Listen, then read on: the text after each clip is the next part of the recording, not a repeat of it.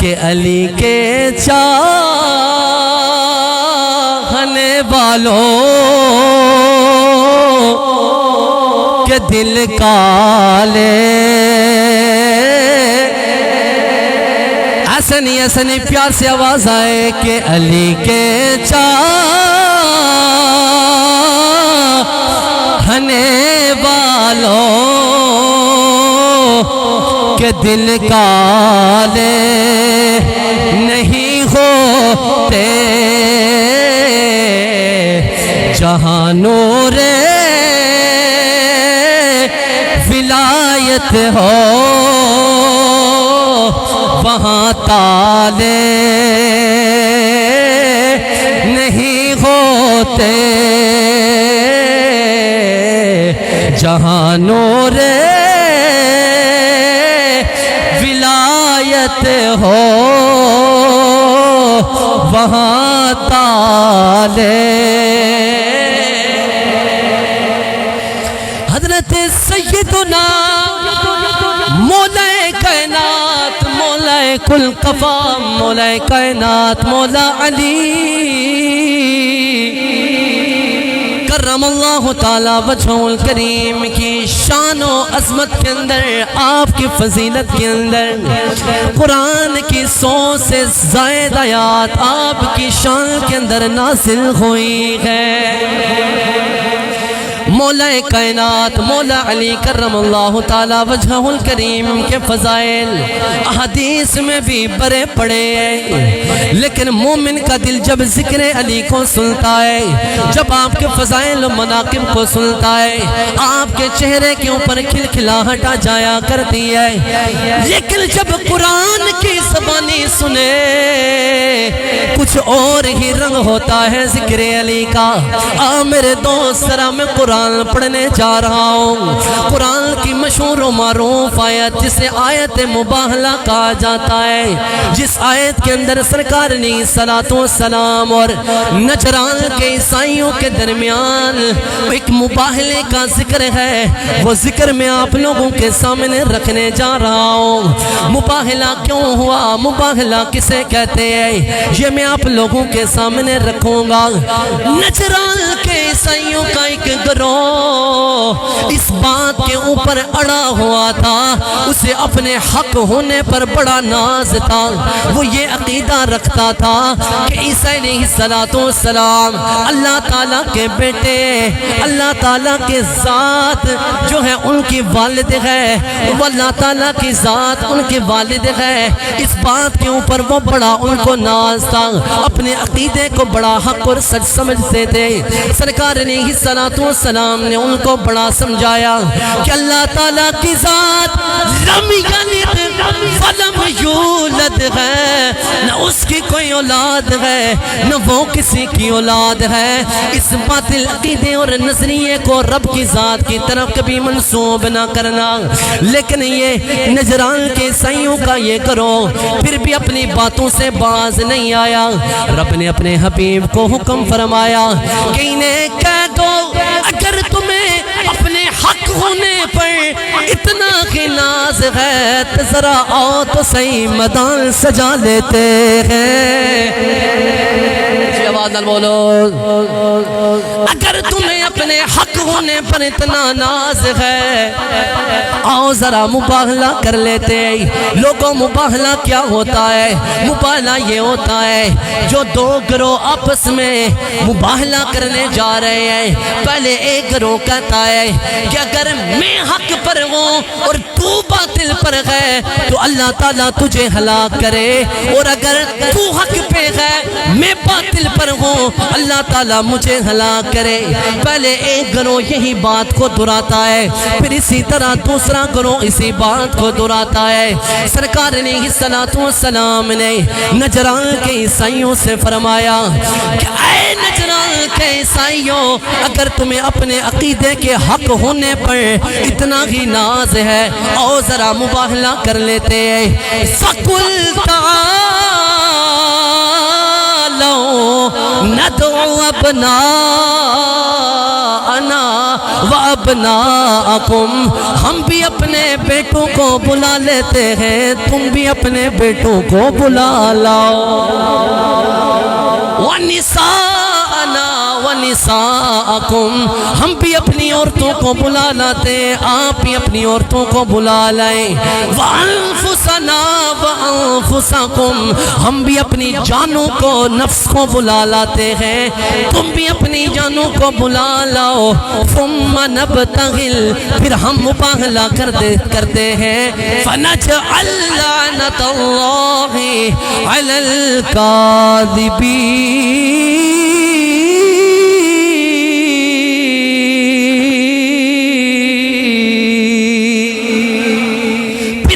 اللہ تعالیٰ کی لعنت جھوٹوں پر ڈالتے ہیں کہ کون ہم میں سے سچا ہے اور کون جھوٹا ہے۔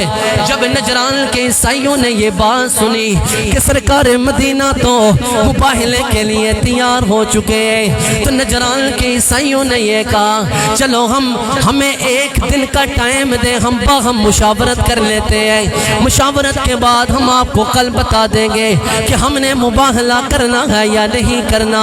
نجران کے عیسائیوں کا گروہ جاتا ہے، شام کو سارے اکٹھے بیٹھتے ہیں، اپنے جماعت میں سے جو سب سے بڑا صاحب رائے شخص جو تھا اس کا نام عبد المسیح تھا، اس سے پوچھا کہ اے عبد المسیح تو ہمیں بتا کہ سرکار علیہ السلام نے تو ہمیں کہا ہے مباہلہ کرنا ہے تو آ جاؤ، ہم بھی اپنے بیٹوں کو بلاتے ہیں، تم بھی اپنے بیٹوں کو بلا لاؤ، ہم بھی اپنی عورتوں کو بلاتے ہیں، تم بھی اپنی عورتوں کو لے آؤ، ہم بھی اپنے نفس کو بلاتے ہیں، تم بھی اپنے نفس کو بلا لاؤ۔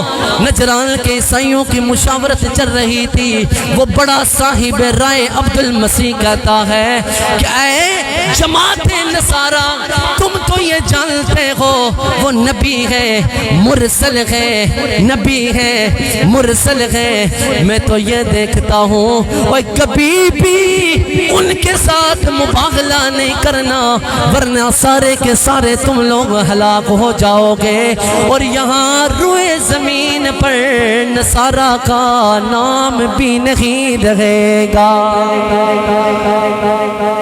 باہم مشاورت ہوئی، مشاورت کے بعد یہ طے پایا مباہلہ نہیں کرنا، مباہلہ نہیں کرنا۔ اگلے دن نصارہ کی جماعت سرکار علیہ السلام کی خدمت کے اندر حاضر ہوئی۔ جب سرکار علیہ السلام کی خدمت کے اندر حاضر ہوئی، منظر ہی بڑا عجیب تھا۔ اونچا بولو یار، اونچا بولو، اونچا بولو، بڑا حسین منظر تھا، آنکھوں کو بانے والا منظر تھا۔ نصارہ کیا دیکھتے ہیں کہ سرکار علیہ السلام کی گود کے اندر امام حسین ہے،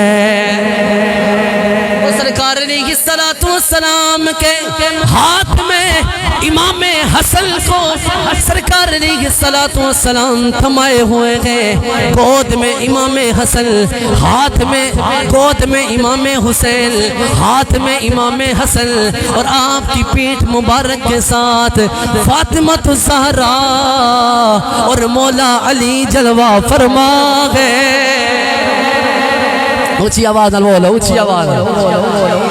پیٹھ مبارک کے ساتھ علی اور فاطمہ، گود میں حسین، ہاتھ میں حسن۔ نصارہ کی جماعت کیا سنتی ہے کہ سرکار علیہ السلام امام حسن سے، حسین سے، علی اور فاطمہ سے فرما رہے ہیں کہ اے میری اہل بیت، کل جب میں دعا فرماؤں گا بس تم نے کچھ اور نہیں کہنا، بس آمین کہنا ہے۔ بولو یار، اونچی آواز، تم نے کچھ اور نہیں، بس آمین کہنا ہے، آگے دیکھنا ہے ہونا کیا ہے۔ جب نصارہ کی جماعت یہ سنتی ہے، نصارہ کی جماعت میں سے عبد المسیح یہ کہنا شروع ہو جاتا ہے کہ نصارہ کی جماعت میں خدا کی قسم ایسے چہرے دیکھ رہا ہوں، اگر یہ رب سے دعا فرما دے کہ اللہ پہاڑ کو ہٹا دے، پہاڑ بھی اپنے راستے سے ہٹ جائے۔ اس لیے بہتر یہ ہے ان کو چھوڑو، آپ واپس چلے جاؤ، ورنہ روئے زمین پر نصارہ نام تک بھی نہیں رہے گا، یہ نصارہ کا نام صفحہ ہستی سے مٹ جائے گا۔ اب لوگوں بات سمجھنے کی یہ ہے، گود کے اندر امام حسین، اونچی آواز نہ بولو صحیح، گود میں امام حسین، ہاتھ میں امام حسن، پیٹھ مبارک کے ساتھ فاطمہ اور علی۔ اب آؤ ذرا قرآن کی آیت کو سمجھو، اب قرآن کی آیت کو سمجھنا ہے۔ سرکار علیہ السلام نے کیا ارشاد فرمایا تھا؟ ابناءنا و ابناءکم، ہم بھی اپنے بیٹے لاتے ہیں، آپ بھی اپنے بیٹے لاؤ۔ سرکار علیہ السلام نے اپنے بیٹے لائے تو کون لائے؟ اونچا بولو، اونچا بولو، امام حسن اور امام ندعو ابناءنا و ابناءکم، سرکار نے اپنے بیٹے لائے حسن اور اونچا حسن اور ونساءنا ونساءکم، ہم بھی اپنی عورتوں کو لاتے ہیں، تم بھی لاؤ۔ سرکار نے اپنی عورت کس کو لایا؟ اپنی بیٹی فاطمہ کو لایا۔ کس کو لایا؟ اچھا بولو نا زہرا، اپنی بیٹی فاطمہ کو لایا۔ پھر فرمایا وانفسنا وانفسکم، ہم بھی اپنی جان کو لاتے، آپ بھی اپنی جان کو لائے۔ سرکار نے اپنی جان کس کو لایا؟ علی کو۔ کس کو؟ بولو یار، اونچا بولو دے بات سمجھ یار۔ قرآن پڑھ رہے ہو، قرآن کی آیت انفسنا وانفسکم، سرکار نے فرمایا ہم بھی اپنی جان کو لاتے، آپ بھی لائیں۔ سرکار علیہ السلام نے اپنا نفس جسے کہا ہے اسے مولا علی کہتے ہیں۔ علی کی ذات سرکار علیہ السلام کی جان ہے۔ انفسنا وانفسکم، اس کا مطلب یہ ہوا اگر امام حسن، امام حسین، علی اور فاطمہ وہ دعا کے اوپر آمین کہہ دے، اس دعا کو رب کبھی رد نہیں کرتا۔ اگر یہ خود دعا کے لیے ہاتھ اٹھا دے پھر رب دعا کیسے رد کر سکتا؟ اس کا مطلب یہ ہوا علی جو ہے وہ نفس مصطفیٰ ہے۔